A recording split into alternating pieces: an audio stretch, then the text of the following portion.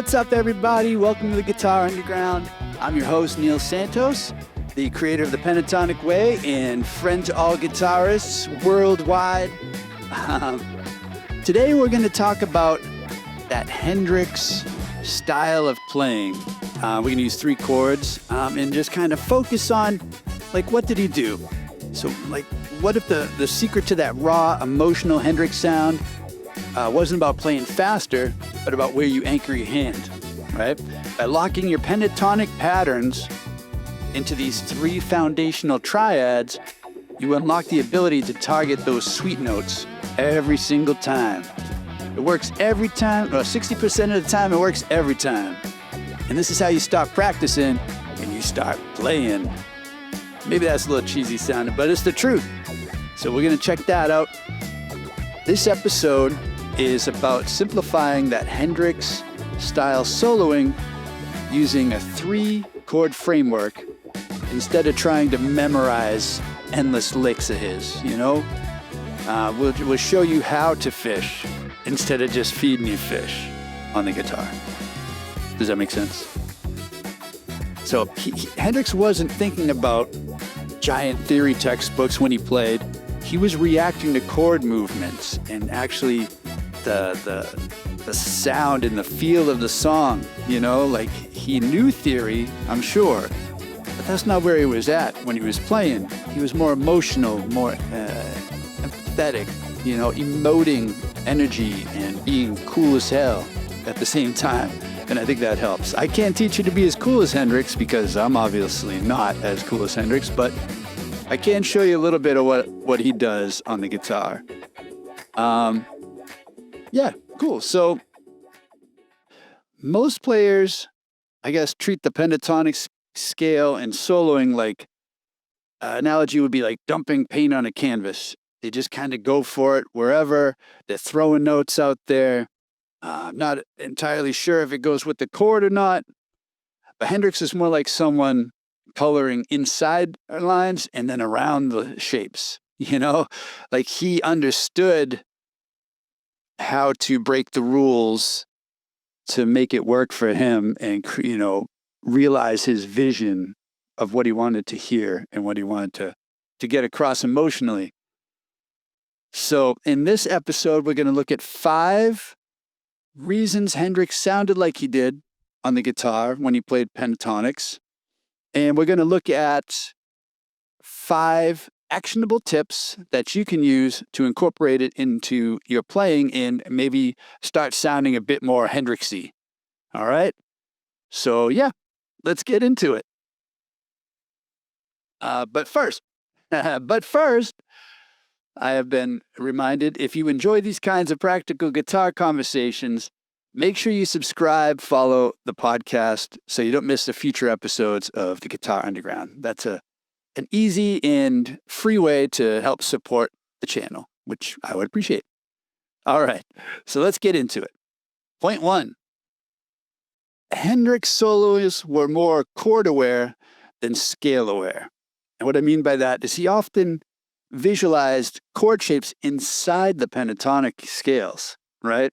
The scale was the framework, but the chords gave his phrases direction, right? His lead playing frequently outlined chord tones, you know, mini triads sort of things, double stops, and just chord fragments. So, like an intermediate player practices A minor pentatonic for years, right?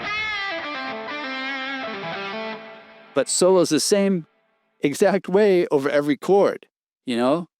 So everything sounds the same. You're not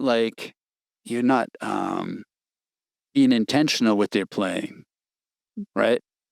You're treating every chord like it's the same emotional moment when it's not. Like, you can really wring a lot of emotion when the chord changes out of your phrases and whatnot. So when you start seeing the chord targets, your phrases start sounding intentional instead of random. So, point 2, 3 chords create 3 emotional gravity points, and you could add any number there. But like you have 5 chords, 5 emotional gravity points. Each chord is put there to create a feeling, right? Not just tension and release, but each one has an emotional feeling in the way that it reacts to the next chord. Today we're going to be working with the 3 chords, little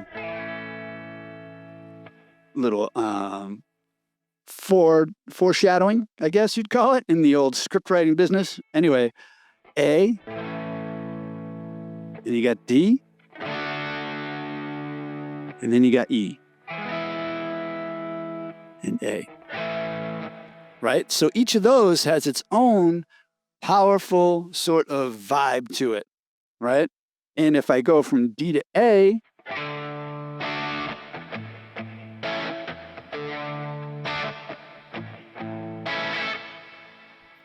that is a very different sound than if I went E to A.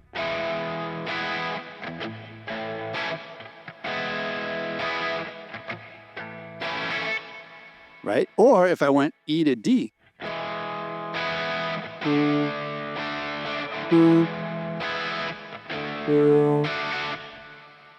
So why would you solo over all 3 of those things, any of those in the same way, right? Like, you would want to highlight each of those chords. It's a opportunity to utilize that chord's superpowers, or whatever you want to call them, characteristic sound into your phrase, right? So once you start doing that, then your solos don't all sound the same, because you're being guided, I guess, by the characteristics of that chord and really highlighting it. And then everything sounds like it goes together, rather than like your solos floating on top of the chords or something, which is a cool sound too, but not always. You don't want to use it all the time. You want to you want to be able to choose that if you're not have it your default because it's all you know. So you don't want to be fighting the chords with some scale that doesn't match any of the chords. You want to kind of be in the middle, playing and interacting with the chords. So let me see. Excuse me. It's very early here. Everybody's still asleep in the house, so trying to keep it down. But coffee, yes. This episode is brought to you by coffee. Oh yeah. Let's see. So, point number 3. Hendrix used shapes overlaps constantly. Right? He blended the pentatonic boxes. He played chord shapes, rhythm fills, lead phrases. Like everything kind of overlapped all together.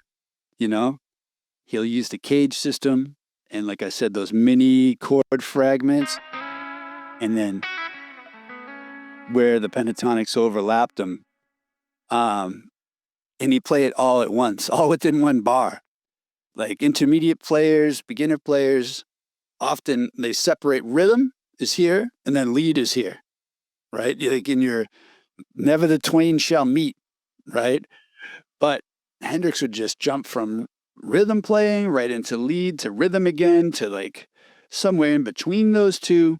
It was all one thing that blended into this like tapestry of beautiful guitar sounds, right? And I think that's what he's known for. When you hear him play, he's playing. He'll hit the chord. He'll do like a cool little, ornamental sort of thing with some pentatonics, and then bend a note, and then go back to the chord, all while he's singing. Right? Maybe play some sort of bass line on the guitar, some riff. Very cool. It was all one connected thing for him, which I think is the goal. That's when you're really playing the guitar in a way. You're not just playing something you memorized, the riff or this or that. You're kind of creating in the moment. You're riffing. I don't know. I always think of it like a conversation or like a conversation. Like if you're chatting with somebody, rather than just like, okay, this is my serious talking right now. I'm talking serious. Or with this person, I'm just joking. We're just joking all the time, you know. But it's more exciting when you're talking to someone and then they tell a joke and then they say, oh, yeah, but seriously, I heard this interesting thing and now you're learning something. And then they tell another joke and now you say something. Now they're emotionally connected to you and they're they're really feeling what you say. You know, so this like richness to the conversation as opposed to just one sort of like one what does someone say? One trick winter stick or whatever. I don't know. I don't know if that's a thing, but it rhymes, so it must be true. But yeah, so blending it all together, that's so much a part of it. And then point 4, the magic's usually in small movements, right? Hendrix phrasing often comes from a bent note or sliding into some chords or emphasizing a tiny melodic movement. Not so much shredding, you know. I mean, he was fast and stuff, but that wasn't the most memorable stuff I think that he did. You know, like I think of that lick in Purple Haze. I had to learn it back in the day, and I was learning the solos, and I was like, really? That's what he plays? And it's just this, and it's so silly. I think he's playing an E, right? I forget the solo right now, but I remember the part where he's just doing a major 7 to the 5. He was just doing that for a while. Listen to it. You can hear it in there. I don't know the exact rhythm of it, but that's the gist of it, is he's just doing this. And it's probably so he could bring his hand in the hair. But that's such a cool sound over that, you know? And it sounds like a childish taunt to me, like neener, neener, neener, neener, neener. And that's always inspired me to be like, it doesn't have to be so complicated and it doesn't have to sound beautiful all the time or intimidating or like sad. It can be fun and it doesn't have to be complicated. And that gets an emotion across, you know what I mean? Like, so I took that as an inspiration and permission to just kind of be more free, have more fun with it, and not be pressured to, you know, play even more notes or be this or be that, be whatever. Just play and have fun with it, right? And that's what it's all about. And that's what it's all about. Sorry. I may have some more coffee and maybe my brain will stop acting up on us. So, yeah, instead of thinking more notes and faster runs and advanced scales, just make it conversational and fun, like we were talking about, not mathematical. So point 5, pentatonic freedom comes from seeing connections between the boxes. And I feel like we all know this. You know, if you learn the first shape, but none of the others, you're going to be kind of trapped in that box, right? It's obvious. But if you learn the others, and then you learn the chords that go along with them, and you can like see it all around the neck, all of a sudden you have this powerful roadmap, right? All a framework that you can just play around in. So I cannot encourage you enough to just, if you know the 5 shapes of the pentatonics, take the time and just figure them out. And then once you do that, start figuring out how they connect to the chords that you know, the bar chords, the open chords, and just see how they start connecting. And then you're going to be able to just have fun. You know, like I think about it as instead of a maze, which it might feel like before that, after that, it next seems like a playground. And then you're just playing. You can just jump and run and twist and do whatever you want. At that point, it's up to you to like bring your creativity to it. But if you can see the notes where they are, that becomes easier. You can just try stuff and it's all going to sound good because it's all the pentatonics and it all is like we were saying, going right with the chords rather than floating above or fighting them underneath. And, then you're really playing. Then that's the real part where you're playing the guitar, not just stuff you memorized, right? And that's what the Hendrix thing is. And then you do what he does and start doing the chords and the licks and the fills all together. But you have to get that sort of understanding of the connection of the 5 boxes and the chords first. And it's well worth the time. I'm telling you, take the time and figure that out. And I think it's the best time. It's the most high impact thing you could do on the guitar. It's time well spent. Anyway, all right.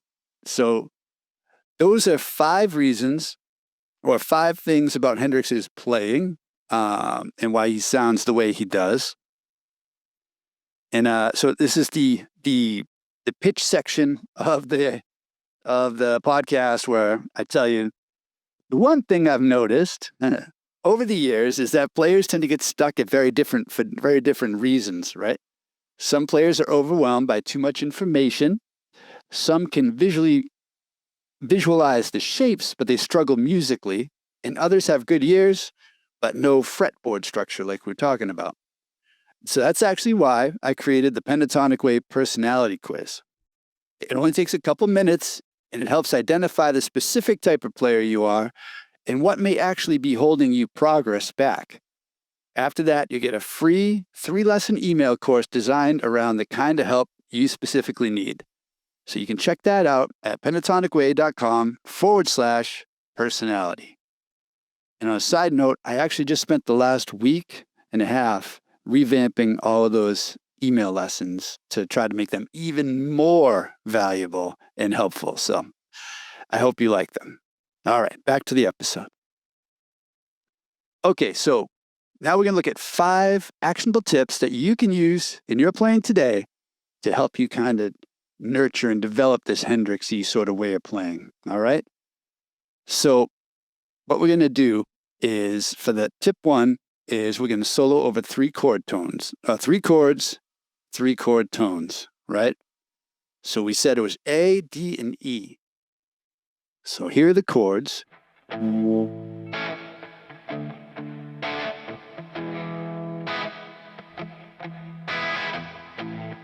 And now I can just focus on, let's keep it simple and just keep it on the bottom 4 strings.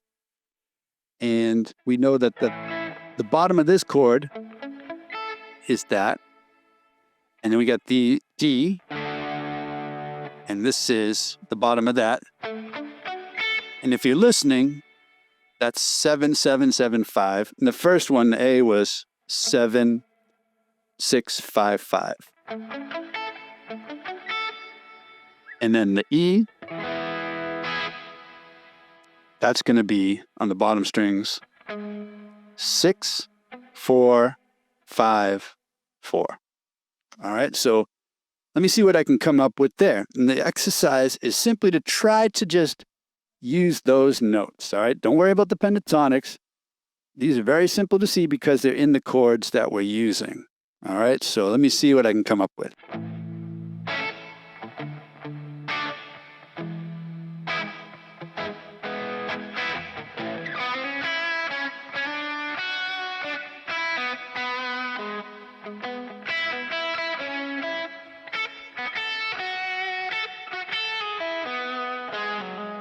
Whoops, I threw in the pentatonic.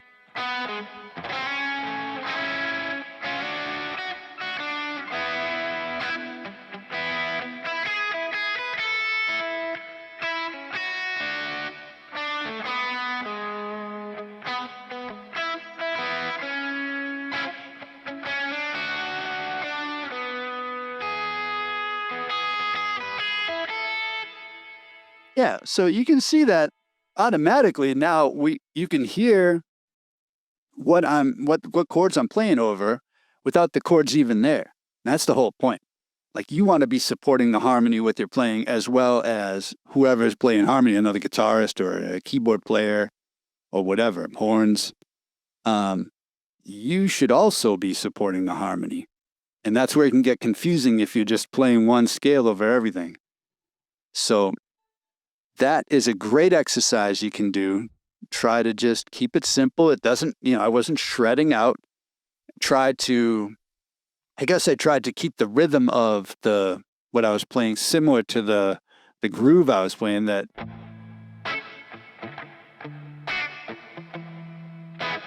which seems very Hendrixy, that sort of vibe, like Rolling Stone or I don't know, Wild Thing. They're all kind of like that. Boom, cha, cha, boom, boom, cha. Yeah. So try to keep that in your playing too. It'll make it easier to keep track of where you are rhythmically in the groove, right?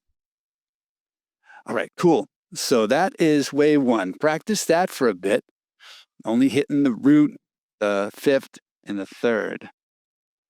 Now, tip 2 is do the same thing, but instead use pentatonic scales, right? So you're staying in one area, and what we're going to do now is apply pentatonic scale shapes to those chords.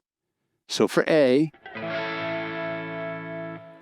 at the 5th fret, we're doing that if you're listening to the podcast,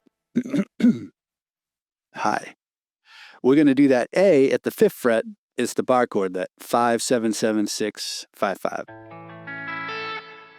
Now the pentatonic scale that goes with that is the second shape.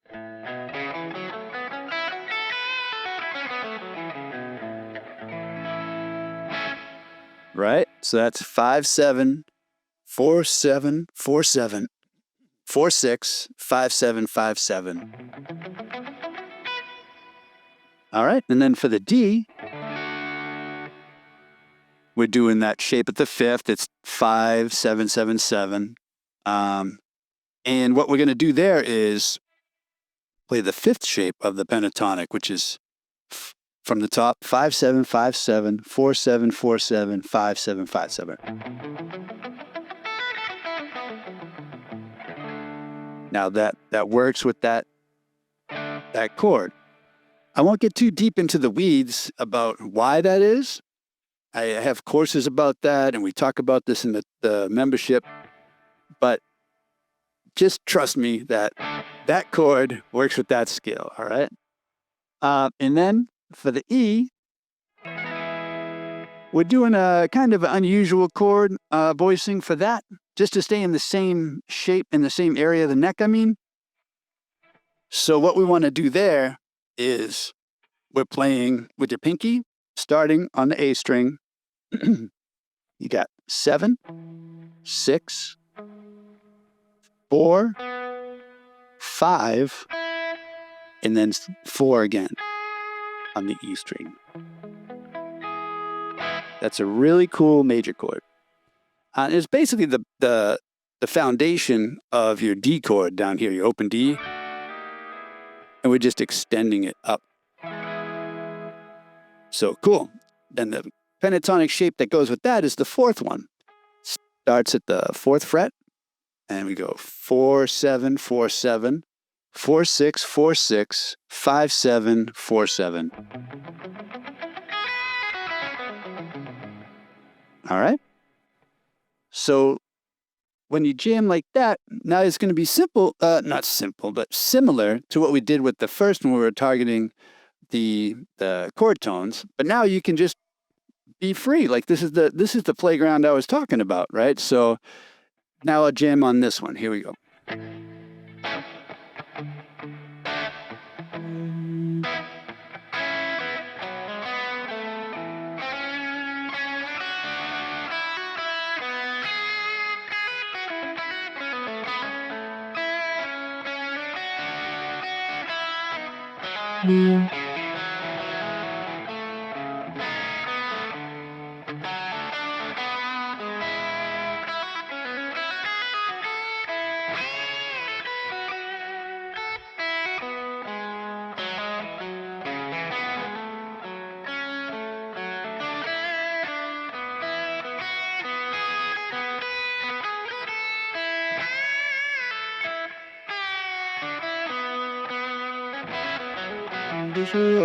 Right?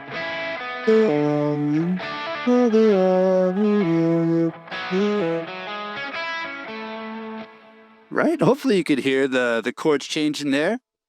And it's just so much fun. Like I could do whatever I want, and then I hear a thing, and I'll repeat that, and then like, oh, maybe I'll repeat that over the next shape. So there's just so much you can do with it. I can't express enough. Like, it's so much freedom comes from being able to just see those shapes and then just have fun with them and then just explore them and stuff. And that's what I think is so beautiful about music. It just, you can just escape into this world of playing over 3 chords and just being like, this is the best thing ever. I'm not thinking about my bills. I'm not thinking about the lawn or whatever. Just guitar and how great it feels and sounds. So cool. Tip number 3, you want to connect your rhythm in the lead, right? Like this is what we were talking about with Hendrix, so maybe when you're practicing, play 1 chord stab and then a lick, then a little chord fragment, and then a phrase or something. So let me try that real quick. I don't know. I'll try to get all 4 of those in. So here's A.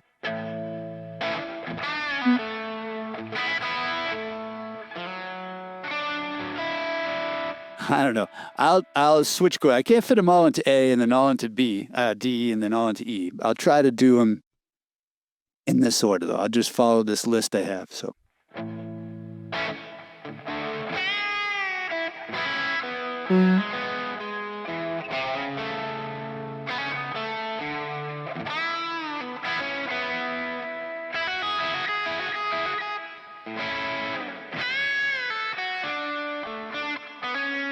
Nope.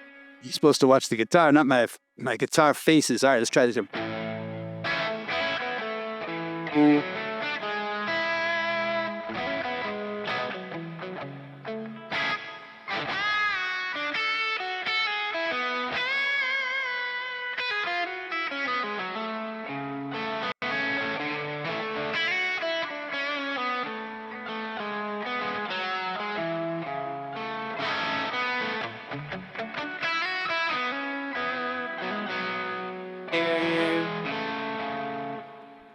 That's the idea.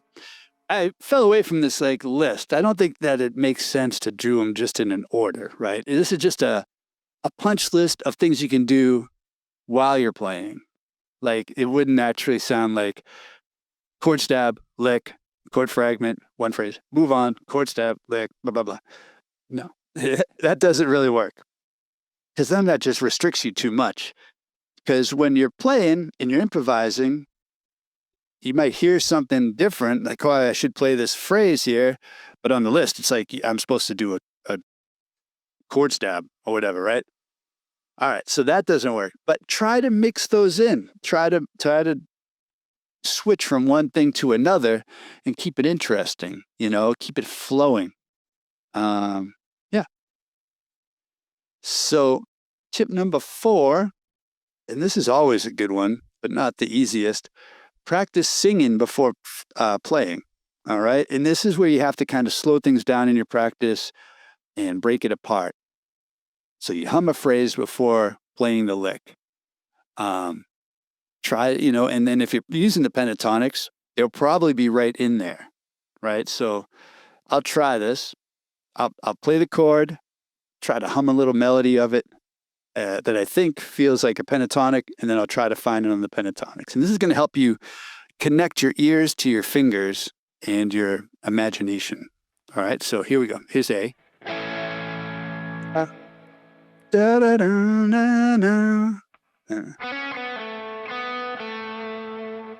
All in the pentatonic. Here's D.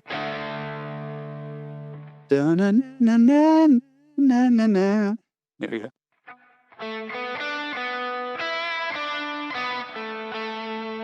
Something like that. And then E.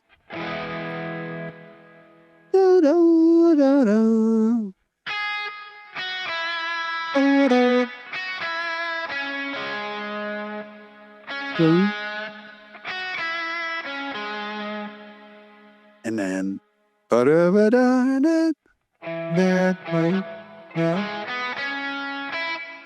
pretty cool. So I'm finding that doing that, my ear and my imagination are doing something a little different than my fingers would technically do. Like they're jumping notes, skipping notes, which is interesting, you know? So practicing this really helps kind of not only build the connection, but let you see where the difference between what you hear in your head and what your fingers typically do, because my fingers are used to playing pentatonics in a sequence, like, right? Like, right, for E. But my head it skipped this note and just,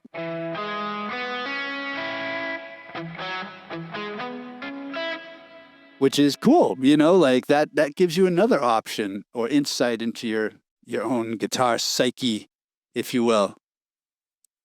So yeah, that's tip number 4. Record yourself. Not record yourself. That's another one I always say, but sing before you play. So play the chord so you have like a reference point.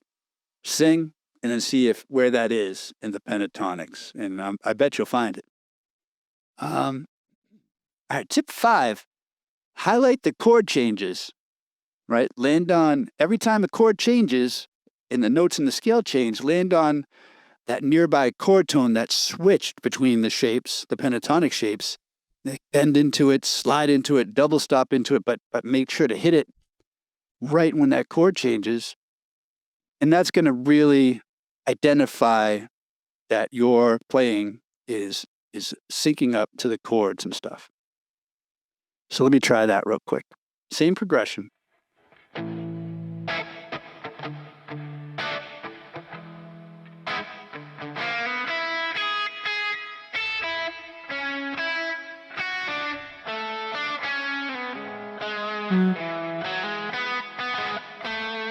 Right there, like that's an example. Going from E to A. And G. And then a big jump to E. That's a third of E. And then here to L.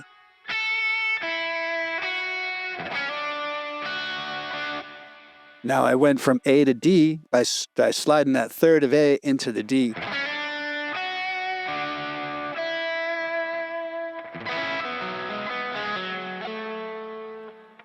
Landing on that A for the first one.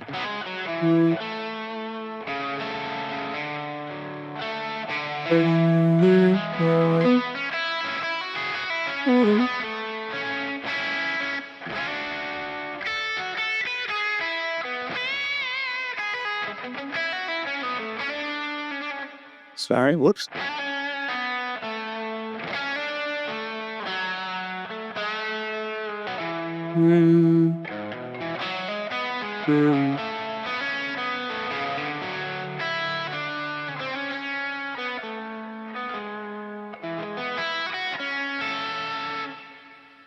But once you start to see those 3 shapes, whatever they are that you're using for the chords, then you start to see where they move, where they change. And then those are your opportunity areas to really like to get that characteristic sound of the chord or that superpower of the chord of the moment, and use that to like move your phrase ahead, to keep the thought flowing, keep that idea going, which is cool. So focus on where those notes change, right? So the 5 tips, let me go back in my little notes here. Try to start, like level it up. Do only the 3 chord tones that are right in the chord, right? Practice that for a bit, see what you can come up with. And then take the next level and start to incorporate or change those triads to pentatonics. You're only adding 2 notes per chord, and they should look very similar to the chord after you start to get used to this approach. Tip 3, connect your rhythm in the lead. There's no division. Try to just flow from one to the next. You know, this chord, lick, phrase, back to a chord. Tip 4, practice singing before playing. So play the chord, sing a little melody, and then try to find it in your pentatonics. And tip 5 is to highlight those chord changes. When you get used to seeing these pentatonic shapes all in one spot, really notice where they differ. And those are your chances to like outline the chord. All right. Cool. So the goal with this lesson wasn't to teach you a bunch of Hendrix licks. All right. So if that's what you're looking for, I'm sorry. But the real breakthrough, I feel, is understanding how chord movement shaped his pentatonic approach to phrasing. Right. And that's what I tried to show you. And that's what I tried to teach out in the world, because I feel like it's the most important thing you can learn. And important. What's important? That's a opinion of me saying this is important, but I feel like it's the most high impact thing you can learn. You know, like I know everybody's busy is what I'm trying to say. And if you're going to spend time working on something on the guitar, working on this is going to give you the most benefit, the most bang for your buck across everything you play. So that's what I'm trying to say. Yeah. So if you've been feeling boxed in or frustrated or like your solos sound the same, you're definitely not alone. But most players don't need more information. They need a clearer way to organize what they already know. And I think that's where you are. I'm looking at you. So I'd love to hear your thoughts in the comments. Are you someone that thinks more in scales or more in chord shapes? And what Hendrix style phrase or solo really opened up your eyes to this idea? And what's your favorite Hendrix solo anyway? I'd love to hear that. And if this episode helped you think about the fretboard maybe differently in a little way, make sure you follow and subscribe and share it with another guitar player who's feeling stuck too, okay? They'll love you for it. Yeah, the pentatonic scale becomes powerful the moment you stop treating it like a box and start treating it like a conversation with your chords. All right, that's my mic drop. Mic drop. Anyway, I hope you guys have a great week. It was great hanging with you. And yeah, keep on playing, and I will see you the next time. All right, at the Guitar Underground, I'm Neil Santos saying, keep on picking.